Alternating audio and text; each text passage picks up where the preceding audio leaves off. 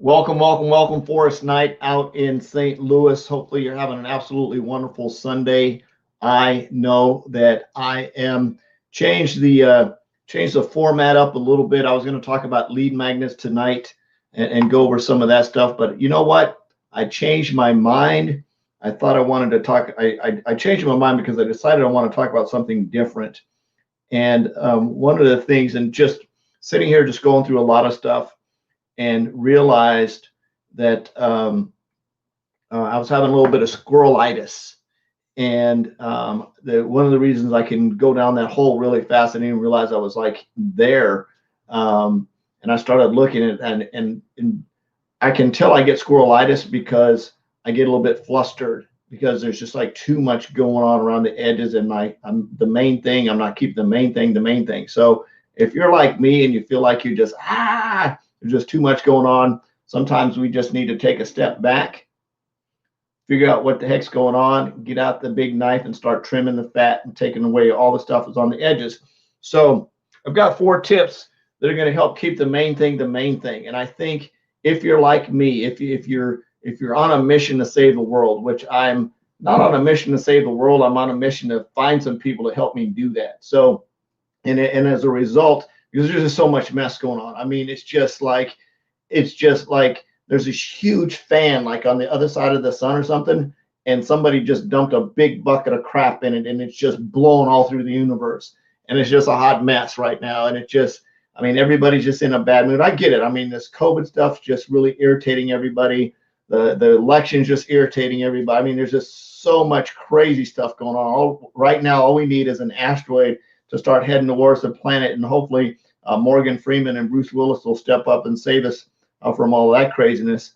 But you know, and I say that jokingly, but I swear, just like 2020 has just been like the sucker punch from hell for a lot of people, and the to be able to step back out of that and remove ourselves and try to figure out what's going on with what. I mean, the media has just gone nuts. They just gave up on reporting the facts, and the truth is just their whole goal is clickbait. If they can't get a good clickbait headline to satisfy their shareholders, then it's nuts, right? And you just look at this stuff and you realize that some of the stuff that's being said is just crazy, and you're looking at people. So a lot of times we can get distracted with everything that's going on. So how do we stay focused? How do we keep the main thing the main thing? And I know for me, I really had been sitting here just for the last couple of hours working with my accountability partners, which I absolutely love, and really glad that I have them in my life, and just really working on some stuff. And I realized that when I start to get the results or not get the results I want, I need to step back and take a look at that and say, okay, what's going on? What's the direction I'm going on? Because I know the mission I am. I know the mission I want to be on. And if you're like me, you're like, I'm going, and it's something holding me back. So I'm going to go over some things. So if you get some value, get some takeaways, please share them below. The four things that I know for a fact, the 4 tips to keep the main thing the main thing. Matter of fact, let me pause for 1 minute, and I'm going to say this. I said this. I don't know, it was yesterday, or the day before. This book right here, Time, Money, Freedom, absolutely cool book. I'm going to draw somebody's name out of the hat. I think I said Tuesday. Let's go with Tuesday right now. So I'm going to draw somebody's name out of the hat. If you don't have this book, if you want this book, it actually goes live on Tuesday the 17th. Absolutely cool book. Probably, I'm not sure which my favorite chapter is in here so far, but I actually got to this page, which is really cool, and it lined up right with what I was talking about today, talking about investing in me, the greatest asset. And I was reading this, and I'm in. Right out of the gate, it says, get in the habit of looking at yourself as your greatest asset.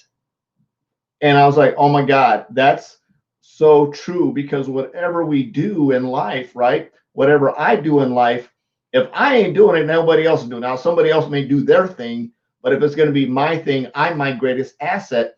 I know with my awesome wife down the hall, I mean, she's just like got this creative bones in her body. She's makes stuff, and she's made coasters and masks and t-shirts, and she has this cool boutique, and she started drawing these really cool sketches, and she's just got a knack for this creative bone. And the really cool thing about it is she is her greatest asset, because she'll create something and then she puts it out on Facebook, and she puts it out on marketing, and she does a little bit of marketing with it, and she gets a sale and she creates income. Now, the getting into the deeper part of being your own asset isn't just about making money. It's also trying to bookmark that so I don't lose it.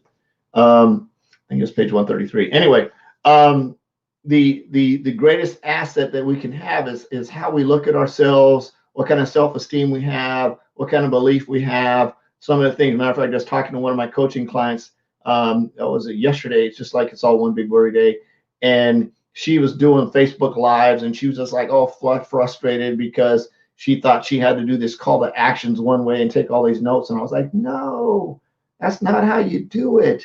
And the moral of the story is because we're connected, right? Because she raised her hand and said, I need to get a coach. We spent 5 minutes and she got unflustered. And sometimes I say 2 heads are better than one. So having that coach in your life sometimes is something that's very, very valuable. So let's start with these 4 things. Oh, and by the way, the book giveaway. If you want the book, if you want to be entered in the book giveaway, shoot me a private message. I'll put your name in the hat. I'm drawing somebody's name out of the hat on Tuesday. I don't care if I get one. If you want the book, I've already given away like 3 books, I think, here in the last couple of weeks. I love giving away books. They're very, very cool. Got an entire closet of them over here, and I've got boxes down. Anyway, I got to build another bookshelf so I can have them. They're very cool. I love reading them. And I read. Anyway, let's stay on topic. Stay focused, squirrel, right? Stay focused. So topic, right? What do you want to be known for? Number 1, and these aren't in any order. There's just 4 of them. What do you want to be known for? And again, this talk is for people that are out there ready to conquer the world, make an impact. If that's not you, then this talk is probably not for you, right? But if you're really on a mission, you're trying to figure out what you got going. Yeah, babe, I've got the book right in here if you want to come borrow it. What do you number 2, the second one? And again, there's no order in these. So let's go back to number 1. What do you really want to be known for? And that may take a little bit of work. It may take a little bit of adjustment. And I've got a really cool tool that I'll share with you here in a minute. A matter of fact, I'll actually drop it in the comments after we're done talking here. It's a really cool link. You can sort of figure out who you are, and we'll talk about that here in a minute. What do you truly enjoy doing? Now this is, I think, going to be the out of the 4 things I'm going to talk about. I think this is going to be the one that's going to make the biggest impact. What do you truly enjoy doing? I'm not talking about just being in network marketing to make a little bit of money, because that might be your tool to get you out of debt so you can truly go do what you really want to do, right? But what do you truly enjoy? What is it that you truly like? When you do it, you get excited. I know for me is when I'm sitting down talking with somebody and helping them figure out a problem, i.e. coaching or having a conversation with them or pointing them in direction or giving them a tool to help make an impact.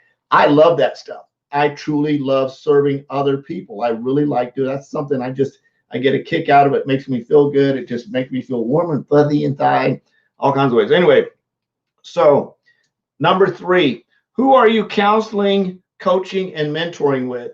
And those 3 don't have to be the same person. It has to be who you're coaching, who you're coaching with, or who you're counseling with, who you're coaching with, and who you're mentoring with. Those are very, very important. You need to have 1, 2, or all 3 of those in your life at some level. And some of the mentoring stuff can even be some accountability partners that you mentor with, and you you push each other and you motivate each other. And number 4, who are your closest running buddies? What's the circle of people that you're hanging around with, right? Are they the people that are uplifting you? Or are they people that are just talking bad about you all the time? Are they people that are motivating you or working with you? So quick recap. What do you want to be known for? What do you truly love doing? Number 3, who are you counseling, coaching, and mentoring with? And number 4, who are your closest running buddies? Who are you hanging out with? Those 4, if you keep those 4 things the main thing, you're going to start to see your life change. You're going to make a lot of adjustments, and you're going to have a huge growth spurt in the direction you want to go to. So I'm going to be out of here. If you want to enter the win the book, shoot me a private message. I'll get your name on the list. I love you. Jesus loves you. There's absolutely nothing to do about it. I'm on a mission to have no more empty refrigerators, make an extreme impact, and be a legacy creator. I hope you are too. We'll see you tomorrow. Bye-bye.